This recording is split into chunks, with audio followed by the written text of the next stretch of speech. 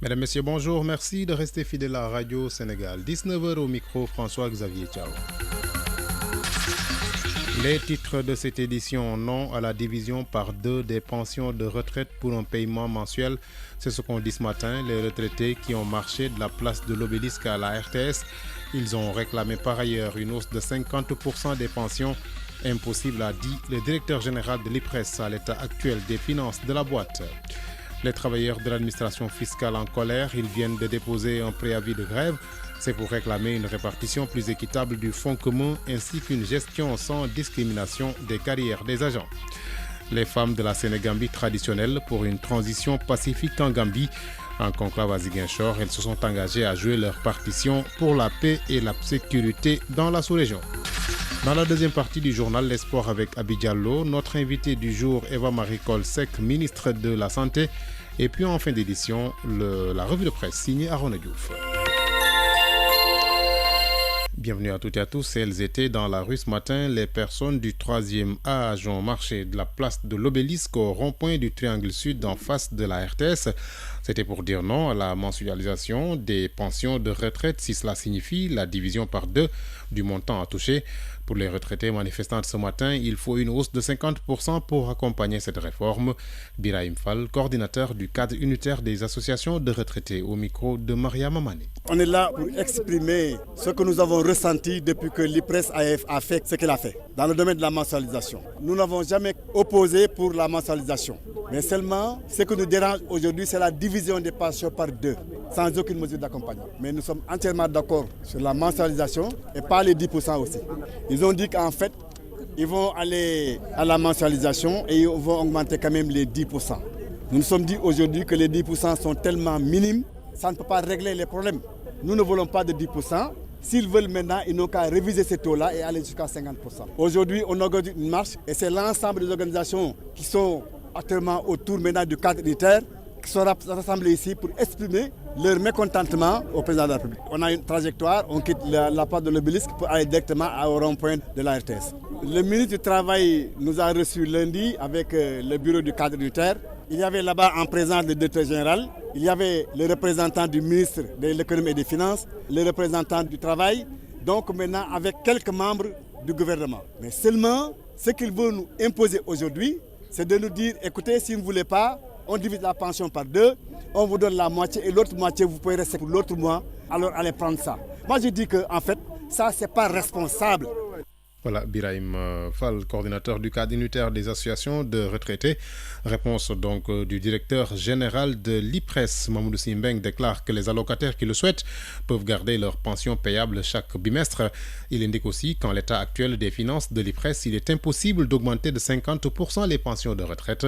Mamoudou Simbeng, interrogé par Cheikh Diop. La question que je me pose aujourd'hui est celle de savoir s'il marche il y a, ils vont marcher contre quoi? Ce que nous avons voulu faire, c'est de satisfaire tout le monde. Satisfaire ceux qui veulent de la mensualisation en leur permettant d'aller tous les mois, soit au niveau des guichets, soit par virement bancaire ou par recharge de leur carte et avoir leur pension mensuelle. Pour tous les autres qui préfèrent être payés tous les bimestres, ils peuvent, de manière volontariste, rester 2 mois avant d'aller au guichet et ils trouveront intégralement leur pension bimestrielle au niveau du guichet. Et si c'est au niveau des virements bancaires, également, en ne retirant pas de l'argent de leur compte, ils trouveront leur bimestre sur place et c'est la même chose également qui est valable pour les cartes bancaires qui sont rechargées. Au total, donc, l'IPRES a essayé aujourd'hui de satisfaire aussi bien ceux qui veulent de la mensualisation en les payant tous les mois que ceux qui n'en veulent pas, qui peuvent rester tous les 2 mois avant d'aller prendre leur pension de retraite. Oui, mais ils disent toujours que les pensions sont trop faibles. Alors,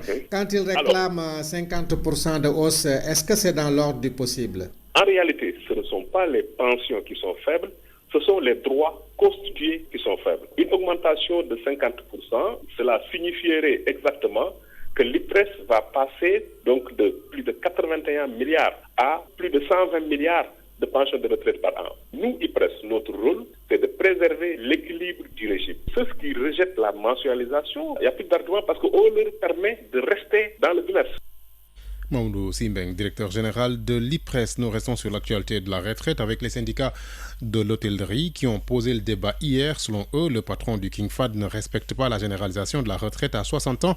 Ils affirment pour le dénoncer que Racine Sy envoie les travailleurs à la retraite à l'âge de 56 ans au mépris d'un protocole d'accord qui avait prévu le départ à 58 ans.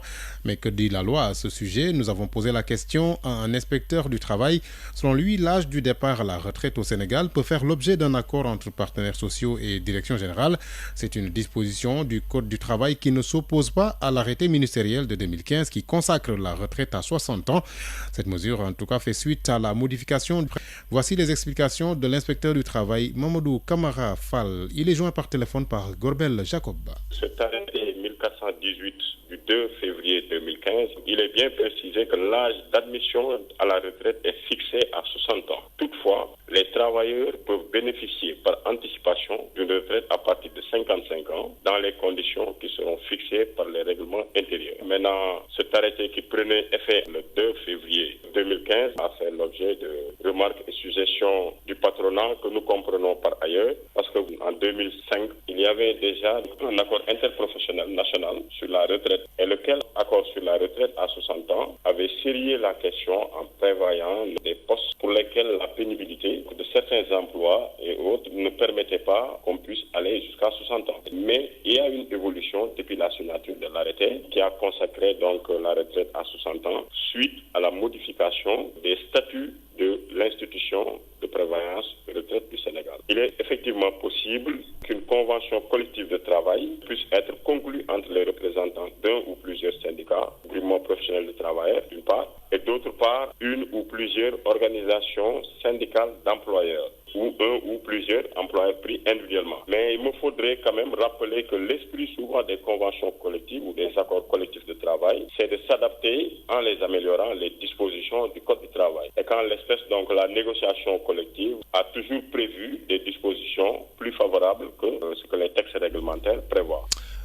Mamadou Kamara Fall, inspecteur du travail, grincement dans les services des impôts et domaines. Le syndicat des travailleurs de l'administration fiscale a déposé un préavis de grève allant de décembre 2016 à décembre 2017. Le staff annonce des grèves générales et des marches pour réclamer une répartition plus équitable du fonds commun ainsi qu'une gestion sans discrimination des carrières des agents. Œuvrer pour l'unité syndicale, clé d'une éducation de qualité et de la valorisation de la profession enseignante. C'est l'appel des syndicats d'enseignants qui ont pris part au 10e congrès du SUPROS, syndicat des professeurs du Sénégal. Durant 2 jours, les syndicalistes du pays et de la sous-région vont échanger autour du thème « Assurer une éducation de qualité et promouvoir les possibilités d'apprentissage ». Djamila Koli. 10e congrès du SUPROS, syndicat des professeurs du Sénégal, le maître mot, lutter contre l'émiettement des syndicats pour la matérialisation de l'agenda 2030. Le secrétaire général du Sud-Est, Amadou Diaouné. Pour que cette éducation soit au cœur des préoccupations du développement du Sénégal, il faudrait que l'ensemble des organisations syndicales, la main dans la main, oublient leur appartenance individuelle pour aller ensemble porter à bras le corps le système éducatif sénégalais. Le secrétaire général du CUSAMS pointe du doigt les problèmes du système éducatif. Abdoulaye Ndoye. On ne peut pas parler de qualité si nous avons des enseignants qui ne sont pas bien formés, démotivés, démoralisés, mal payés, qui travaillent dans un environnement hostile. Le secrétaire général du SUPROS, Mariem Sako Dansoko. Il reste encore beaucoup de défis, notamment sur l'équité, la qualité, le financement, entre autres. Pour le secrétaire général du SUPROS, ce congrès est un prétexte pour échanger sur les voies et moyens à prendre pour l'atteinte de l'ODD 4, axé sur un enseignement de qualité. Mariem Sako Dansoko. Ce qui nous amène au cours de ce congrès à vouloir réfléchir davantage sur les stratégies à mettre en œuvre pour pouvoir relever les défis qui se posent aujourd'hui au mouvement syndical, mais au secteur de l'éducation en tant que tel. Aller résolument vers la refondation du mouvement syndical. Les secrétaires généraux des différents syndicats d'enseignants ont pris part au 10e congrès du SUPROS, ainsi que des secrétaires généraux venus de la sous-région comme la Gambie, la Mauritanie. Le SUPROS, en ces 2 jours, va élire un nouveau bureau pour les 5 ans à venir. En marge de cette rencontre, le secrétaire général du SUPROS s'est prononcé sur la crise à Yavuz Selim, dans les écoles donc de Yavuz Selim. Marième Sakho Dansokho invite le gouvernement à mettre tout en œuvre pour ramener la sérénité au plus vite dans ces établissements. Voici Marième Sakho Dansokho au micro de Jamila Koli. Ce qui se passe nous désole en tant qu'enseignants, mais il y a des choses qui relèvent donc des autorités. Nous disons la diplomatie relève des compétences de l'autorité. Mais en tant qu'enseignants, nous pouvons constater et déplorer le désordre que ces agissements peuvent causer aux enseignements-apprentissages dans ces établissements et demandons que les autorités prennent les décisions idoines qui s'imposent pour régler très rapidement ce problème-là et ne pas mettre l'éducation en péril, donc l'avenir des enfants qui sont dans ces établissements-là en péril. Ce vendredi 30 décembre 2016, au gré de l'actualité, reçoit le directeur général de l'Agence de la couverture maladie universelle, Cheikh Seydi Ababakar Mang, face à la rédaction du journal Parler de 16h à 18h. État des lieux, perspectives, contraintes, tout sur la CEMU ce vendredi de 16h à 18h sur l'ensemble du réseau synchronisé de Radio Sénégal. Radio Sénégal sur l'ensemble de son réseau synchronisé à 19h11. L'AM poursuit la promotion de l'utilisation rationnelle de l'énergie. C'est à travers le programme d'information, de communication et de sensibilisation des usagers. L'Agence pour l'économie et la maîtrise de l'énergie a fait le tour de plusieurs localités à Thiès.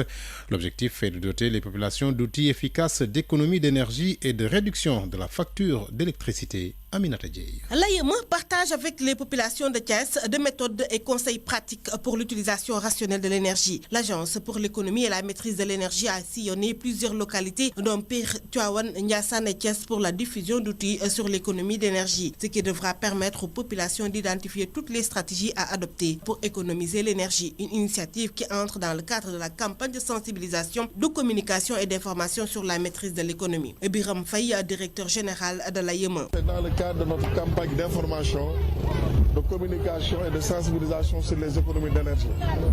C'est une campagne qui doit permettre à nos compatriotes de pouvoir identifier, maîtriser et pratiquer toutes les stratégies d'économie d'énergie. C'est une campagne qui doit nous mener un peu partout sur toute l'étendue du territoire national. L'objectif, c'est d'aider les compatriotes à identifier, à pratiquer les stratégies d'économie d'énergie. À Thiès, l'AEME vient également présenter les résultats du programme Sargal mis en place pour la réduction de factures d'électricité publique. Il s'agit de faire régresser de 10 à 15% l'électricité. Des dysfonctionnements liés au coût cher de ces factures ont été analysés par l'ANER. Biram Faye. Programme Sardel, un programme qui vise la réduction des factures publiques d'électricité. Si nous savons que la facture d'électricité de l'État tourne autour de 30 milliards, 22 milliards pour l'État central, le reste pour l'État décentralisé et les EPAF, les établissements publics à autonomie financière. Pour mieux inciter les populations à économiser l'énergie, des lampes à basse consommation ont été offertes gratuitement aux populations de plusieurs localités de Thiès. Aminata Dieye, Thiès, RTS.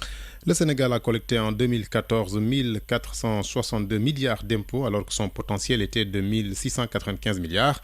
Le gap est dû au secteur informel qui échappe à la fiscalité et aux exonérations. C'est ce que révèle l'étude sur le potentiel fiscal sénégalais, une étude menée par la direction de la prévision et des politiques économiques. Son directeur, Moustapha Sen, interrogé par Khadifal Koulibaly. En 2014, on avait engrangé 1482,5 milliards, soit une pression fiscale de 19,6% du PIB. Et l'étude a montré qu'on aurait pu faire mieux et qu'on aurait pu engranger 1695,5 milliards. C'est-à-dire qu'il y a un gap entre ce qu'on a perçu et le maximum qu'on aurait pu tirer. Mais il faut aussi mettre ce taux en balance avec ce qu'on avait l'habitude d'enregistrer dans ce pays. Donc je rappelle que durant les années 2008 à 2012, on avait des pertes encore plus élevées. Ce qui montre que des efforts ont été faits qui ont en tout cas réduit le gap. À l'analyse, on s'est rendu compte que effectivement sur les droits de porte sur les produits pétroliers et sur l'impôt sur le revenu et l'impôt sur l'IS, les pertes n'étaient pas très énormes. En tout cas par rapport au maximum qu'on aurait pu tirer, il y a moins de pertes à ce niveau. Par contre, pour la TVA, là on est beaucoup moins performant. Donc maintenant, pour la TVA, les facteurs explicatifs, c'est principalement les dépenses, c'est les exonérations au titre de la TVA. Mais ça aussi, il faut mettre ça en ligne avec le pourquoi. On accorde des facilités aux entreprises pour qu'elles investissent davantage, de manière à stimuler l'activité, à créer des emplois et à créer de la richesse. Donc les exonérations fiscales doivent être mises en rapport avec véritablement donc l'évolution de l'investissement et la création de richesses et d'emplois. Et à ce jeu, on se rend que véritablement que je dirais que le jeu en vaut la chandelle, puisque c'est en train de stimuler l'investissement. Moustapha Sen, directeur de la prévision et des politiques économiques. 974 soldats, dont 45 filles du contingent 2016, 3e faction de Dakar Bango, ont bouclé leurs 3 mois de formation. Ils ont prêté serment lors de la cérémonie de présentation au drapeau. Leur formation était basée sur la rigueur, la discipline, l'instruction civique, les techniques de combat et les maniements des armes. Voici à ce sujet le commandant de la 2e compagnie d'instruction de Dakar Bango, le lieutenant-colonel David Diawara, interrogé par Tialaw Diouf. Ce contingent compte 974 soldats, dont 45 de sexe féminin. Donc le contingent s'est très bien passé et vous avez vu toutes les démonstrations que les soldats ont eu à faire avec un défilé impeccable. Et je pense que quand ils seront au niveau de leur corps d'affectation, ils auront le feedback pour savoir là où nous devons faire l'effort encore. Mais je pense que d'une manière globale, ce contingent est très bien formé. D'abord, on leur fait une formation de psychologie pour leur dire qu'elles sont là parce qu'elles veulent devenir des militaires et la formation militaire n'est pas très simple, elle est rigoureuse. Donc on met ça d'abord dans leur tête, petit à petit, elles s'intéressent et finalement elles trouvent goût à ce qu'elles font et finalement elles s'adaptent d'une manière très, très facile. Donc je pense que vous avez vu les filles aujourd'hui de ce contingent et se sont parfaitement bien intégrées. On ne les a même pas sentis et je profite de cette opportunité pour les féliciter et les exhorter à venir dans l'armée parce que ici tout le monde a sa place. Ils sont prêts, dans une semaine, on va les affecter dans les différents corps de l'armée sénégalaise et je pense qu'ils parviendront à tirer leur épingle du jeu comme leurs anciens. Dans peut-être ce mois, ils vont encore faire une autre formation, la formation de qualification d'armes qui va leur permettre de tenir un emploi fier au niveau de leurs unités. Donc c'est le moment également de les féliciter parce que ils ont donné le meilleur d'eux-mêmes, le maximum d'eux-mêmes pour arriver à ce résultat. Et d'une manière globale, on n'a pas eu de problème avec ce contingent et ça s'est très bien passé. Voilà, le lieutenant-colonel David Diawara, commandant de la 2e compagnie d'instruction de Dakar Bango. Et puis les femmes de la Sénégambie traditionnelle qui sont pour une transition pacifique en Gambie. En conclave à Ziguinchor, elles se sont engagées à jouer leur partition pour la paix et la sécurité dans la sous-région. Madi Sissoko. En conclave ce 27 décembre à Ziguinchor, à l'effet d'examiner la situation politique post-électorale et sécuritaire en Gambie jugée très préoccupante, le Forum des femmes de l'espace Sénégal-Gambie-Bissau pour la paix et la sécurité qui fédère les organisations de ces 3 pays exhorte toutes les parties à faire preuve de la plus grande retenue et à privilégier le dialogue et la non-violence pour résorber cette situation. Ndeye Marie Thiam, la coordinatrice de la plateforme des femmes pour la paix en Casamance, porte-parole du jour. Nous sommes en train de prendre des initiatives pour rencontrer les chefs d'État de la Gambie, le président sortant et le président élu. Mais nous pensons également rencontrer toutes les personnes qui interviennent dans le cadre de cette crise en Gambie. Nous comptons envisager des négociations et nous d'ailleurs nous positionner en tant que médiatrice parce que nous avons reçu effectivement une formation en qualité de médiatrice. Nous comptons exploiter cette expertise que nous avons pour intervenir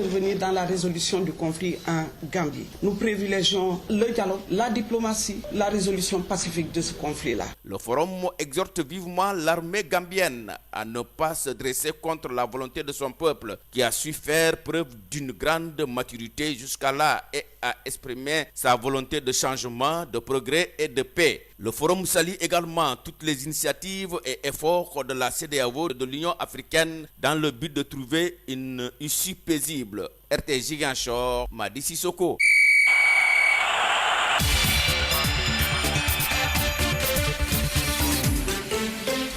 L'Esport en direct avec Abi Diallo, bonjour. Bonjour Zavika. Basketball, les finales du tournoi national des jeunes se disputent à l'instant. Et au programme chez les filles Dakar, TSFC, en garçon Saint-Louis Dakar, le tournoi se dispute entre les sélections régionales composées de joueurs et joueuses âgés entre 15 et 17 ans. La Fédération sénégalaise de basket en a d'ailleurs profité pour rendre un hommage à Ousseynou Ndiaga Diop, ancien directeur technique national et sélectionneur des Lions du basket, rappelé à Dieu il y a quelques jours. Le ministre des Sports, Mactar Ba, a présidé les finales à Marius Ndiaye. On annonce deux importantes nouvelles sportives du ministre des Sports, Mactar Ba. Nous y reviendrons avec notre reporter sur place, Thierno Souleymane Diallo. Diourbel a également rendu un hommage à titre posthume à Feu Ousseynou Ndiaga Diop, un hommage précédé de récital du Saint-Coran pour ce grand sportif hors pair à dimension multiple selon l'assistance. Vous entendrez dans nos prochaines éditions quelques réactions recueillies à l'issue de ce mémorium par Joseph Dione. Football CAN Gabon 2017, les 23 lions pour la CAN seront connus vendredi. Vendredi à 11h, le sélectionneur national donc Aliou Cissé l'a fait savoir hier soir à Kolda où il a parrainé la finale du tournoi de la paix regroupant les régions de Sédhiou et Kolda. Pas de présélection, Aliou Cissé publiera plutôt une bonne fois la liste définitive pour le tournoi prévu du 14 janvier au 5 février au Gabon. Nous l'écoutons au micro de Hassan Koli. La liste des 23 pour l'équipe du Sénégal sera publiée le 30 décembre. On aura l'occasion en tout cas de donner les 23 soldats sénégalais qui seront présents pour défendre les couleurs de la nation au Gabon.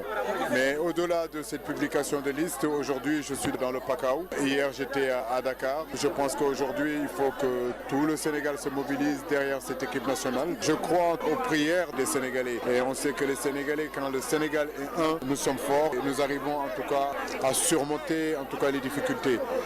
Nous allons à cette CAN-là avec vraiment beaucoup de confiance, donc, mais conscient aussi des difficultés, conscient aussi de la dureté de la CAN. Mais comme je vous le dis, nous y allons vraiment avec beaucoup d'ambition. Tous les Sénégalais, en tout cas de se réunifier derrière cette équipe, d'appeler aussi tous les gens de la Casamance, du Pakao, du Fouladou, de Matam, du Balantacounda, du Béragou, de Fogny, de Kédou, en tout cas partout, de prier pour cette équipe sénégalaise, de prier pour les enfants de la nation. Parce qu'aujourd'hui, tout le monde dit que le Sénégal a de la qualité. Nous, il n'y a pas de souci, nous sommes conscients de ça. Maintenant, les prières, ça ne suffira jamais. Nous demandons en tout cas ce que nos ancêtres ont laissé ici, que les gens qui l'ont aujourd'hui en main, en tout cas, le transmettent à cette équipe-là pour aller vraiment le plus loin possible.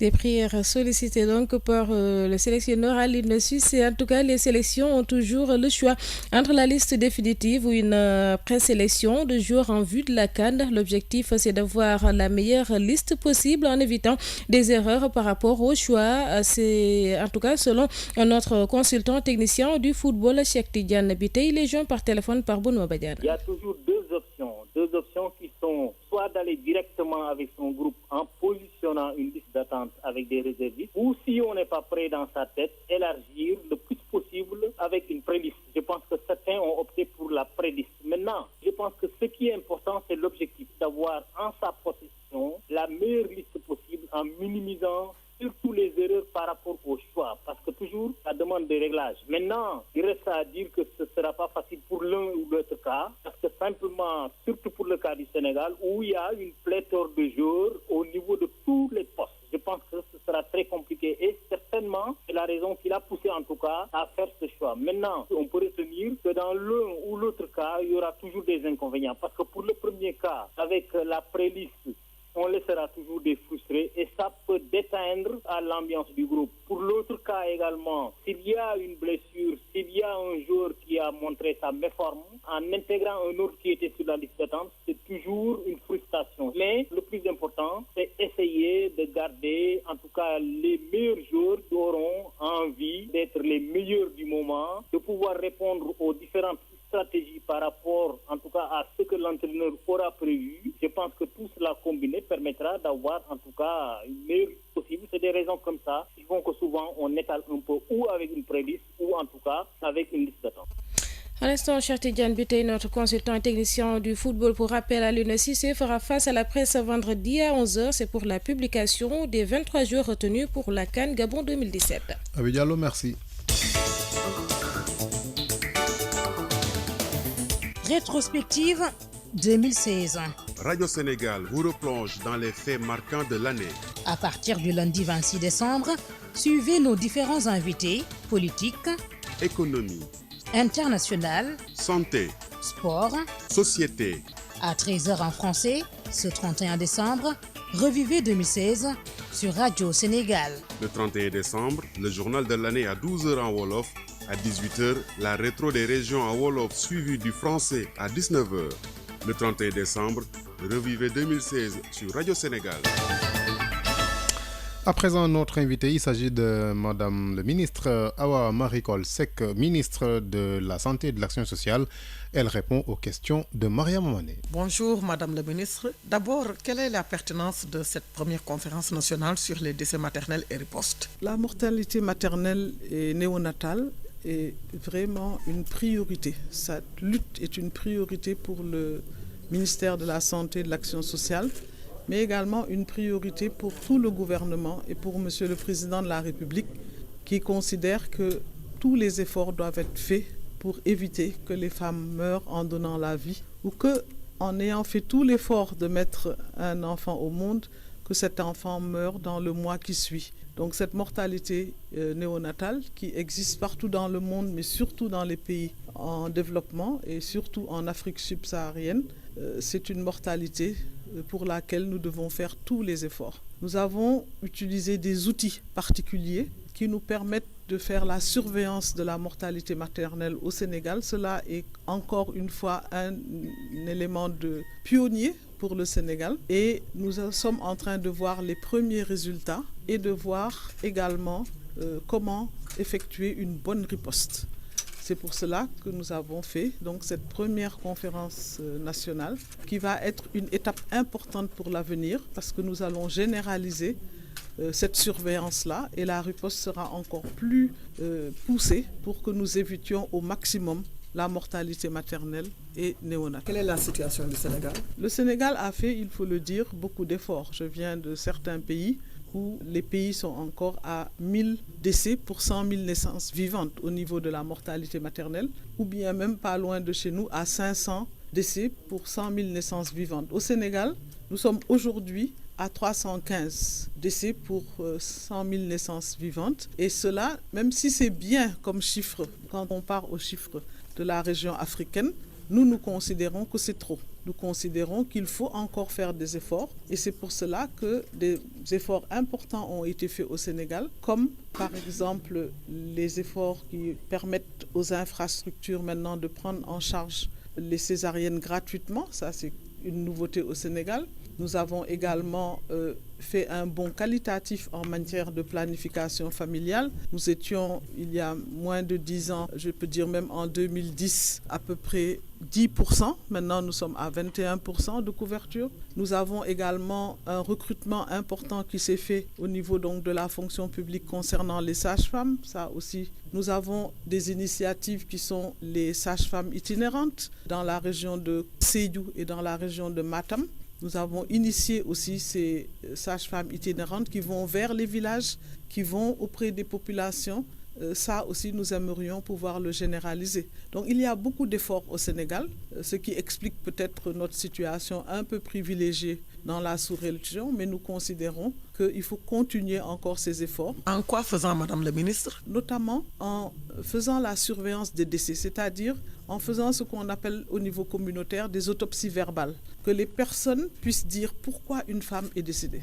Pourquoi un enfant qui vient de naître est décédé? Cela nous permettra de voir où sont les obstacles et peut-être de prendre les mesures nécessaires, en sachant que le problème de la mortalité maternelle, il est peut-être médical puisque les infrastructures doivent être toujours améliorées, le personnel également, mais nous avons aussi une approche multisectorielle à avoir qui nous permettra de parler des problèmes, des tabous culturels, de l'implication des hommes, de l'autonomisation des femmes, de pourquoi on n'a pas un taux encore plus important de planification familiale, etc., etc. Donc ce sont des choses sur lesquelles nous devons travailler, mais nous ne travaillerons pas seuls. Nous travaillerons avec tous les acteurs du secteur de la santé, notamment les acteurs communautaires, mais également avec tous les autres secteurs qui pourront apporter une contribution à ce que nous sommes en train de faire pour le bonheur de nos populations. Madame la Ministre, je vous remercie.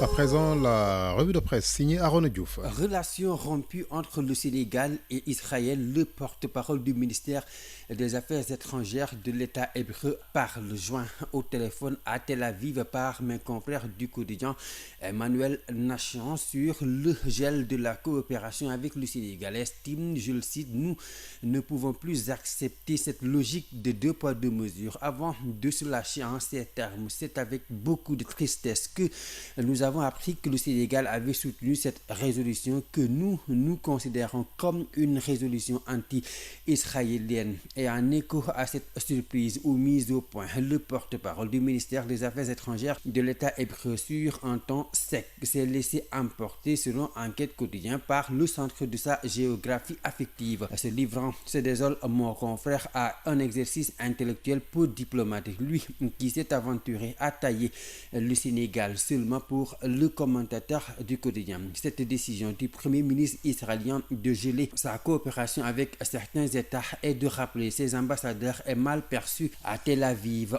Jusqu'au boutisme du Premier ministre qui risque près du sucre salé de découler sur un isolationnisme qui va encore desservir son pays. Alors, qu'est-ce que le Sénégal, se demande Vox Populi, perd dans ses relations rompues avec Israël? En tout cas, dans le domaine de la coopération économique, Israël tente de rassurer mon confrère. Ne truste pas les premiers rangs de nos partenaires, mais Israël prévient Al-Ham, mon confrère biétiste de Vox Populi, sur un autre aspect. C'est un pays au ressort très puissant qui peut appuyer sur des boutons insoupçonnés ailleurs que dans sa coopération avec le Sénégal. Et c'est là, prévient mon confrère, où réside le danger. Mais bon, puisque l'État du Sénégal est majeur et vacciné, le blocus de la politique internationale israélienne permettra, indique le quotidien, de faire ressentir aussi ce que le blocus de Gaza coûte aux Palestiniens. En politique, la presse joue les prolongations de la manifestation des jeunes fatigués.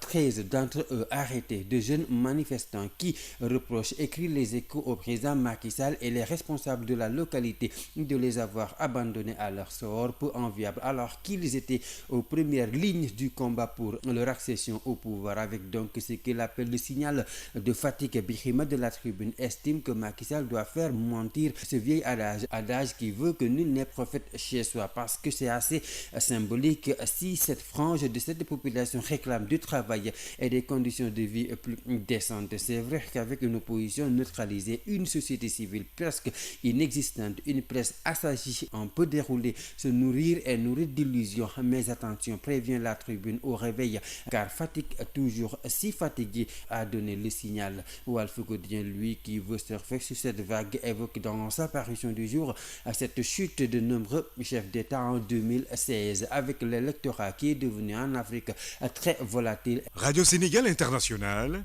écoutez et vous nous en direz des nouvelles. Voilà, ça c'est dit Amadou. Nicolas Thiam, le technicien aux manettes. Merci. À 19h32, Nicolas Thiam donc assure la mise en onde de ce journal. Au CDM, Laba Soumaré, réalisation Ibrahim Khalil Goudjabi et André Noël Tchandoum, devant le micro François-Xavier Thiao. Merci de votre fidélité à Radio Sénégal. Bonne soirée à toutes et à tous.